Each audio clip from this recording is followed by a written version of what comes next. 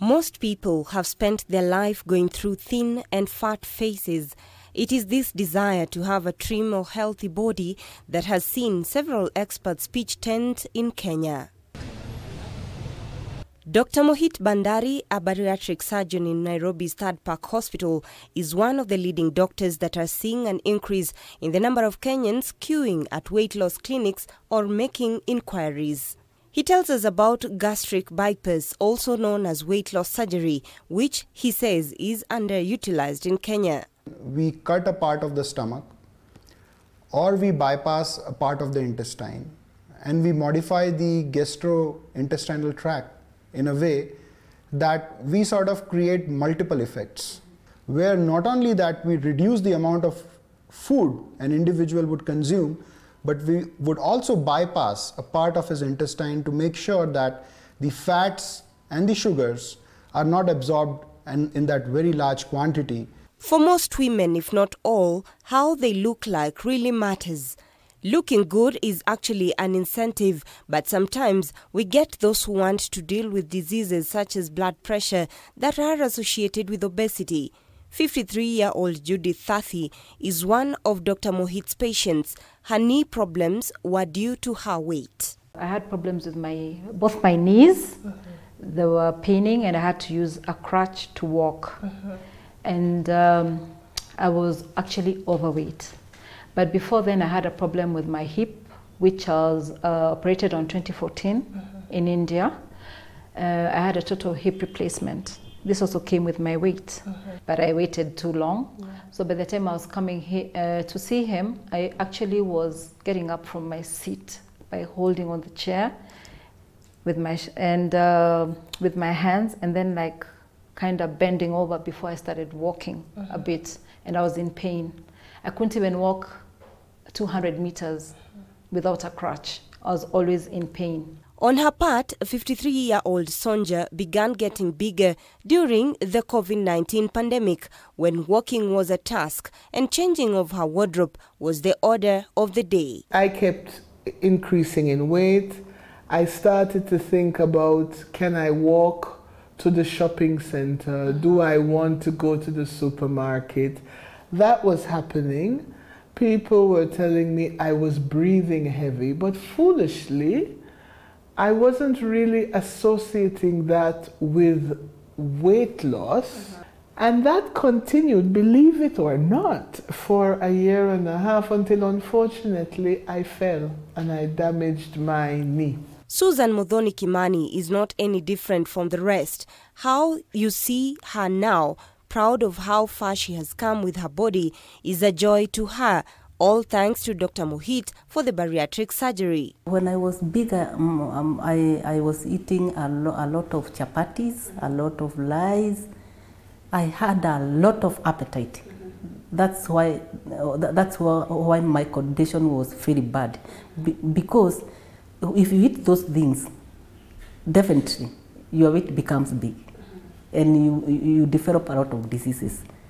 I developed diabetic, I developed high blood pressure and blood clot for the last 22 years.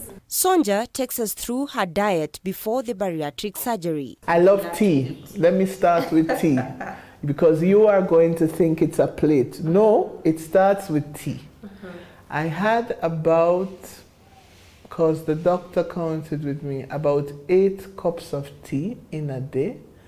And each one required 3 teaspoons of sugar. Because I didn't drink soda, but I love juice.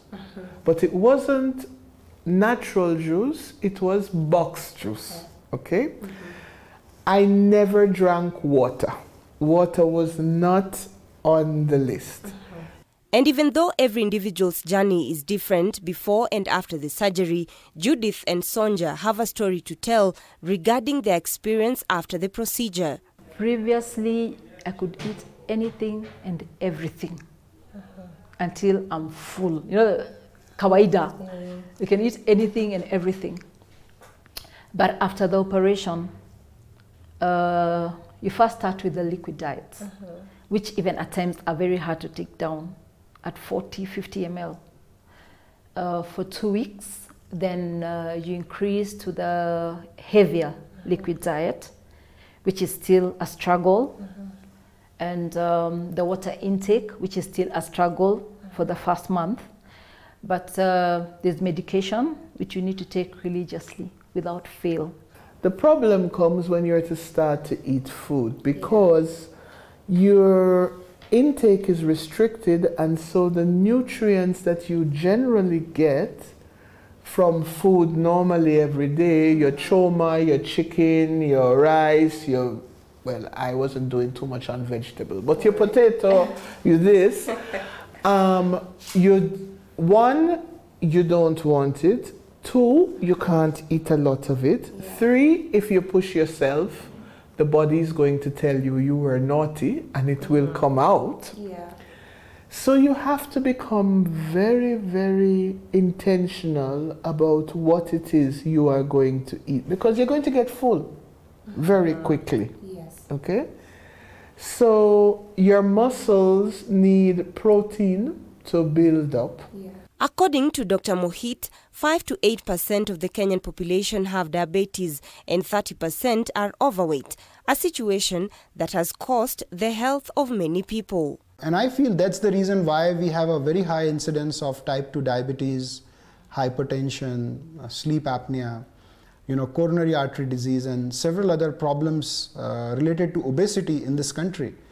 And I think this is the right time where, as they always say that nip them early in the bud. If we try and treat individuals who have morbid obesity at a very early stage, we do not let them go into deep diabetes or spoil their joints or get severe sleep apnea so much so that it decreases their mental concentration and they have to be on a non-invasive BiPAP machine. Dr. Mohit, who has conducted more than 20,000 bariatric procedures with an average time of 30 to 40 minutes, tells us that bariatric surgery is just an opportunity for a lifestyle change, calling on those who have undergone the procedure to adhere to a healthy living. Patients who are chronic alcoholics, sweet addicted patients who would take soft calories in forms of syrups, would not adhere to any lifestyle modification but would smoke continuously, go on a drug abuse, these are the patients who will not have good results with surgery in long term. Short term, everything is very hunky-dory, but when we talk about long term, these are the red flags. So yes, we have to stick to a lifestyle. Bariatric surgery makes it a cakewalk to do a lifestyle modification. But yeah, it comes with the caveat that one has to stick to a lifestyle modifications, and the rules are very simple. The difference, both physically, emotionally, and mentally to the patients, is all the motivation we all need to ensure that weight or obesity is not the root cause of all the possible health issues we could have. I am shocked to say I have lost almost 50 kilos.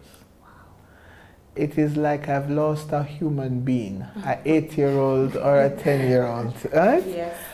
When I came in, I was weighing 141.3 kilos. Today, I weighed myself, I'm weighing 100.6 kilos. I've lost like 40 kilos in 5 months. Wow. I have lost 25 kilos. Yeah. And all my conditions had gone. Robbie Omondi, K24 Evening Edition. Did you eat? Was it junk food? Was it, what kind of meals or food or diet basically did you have?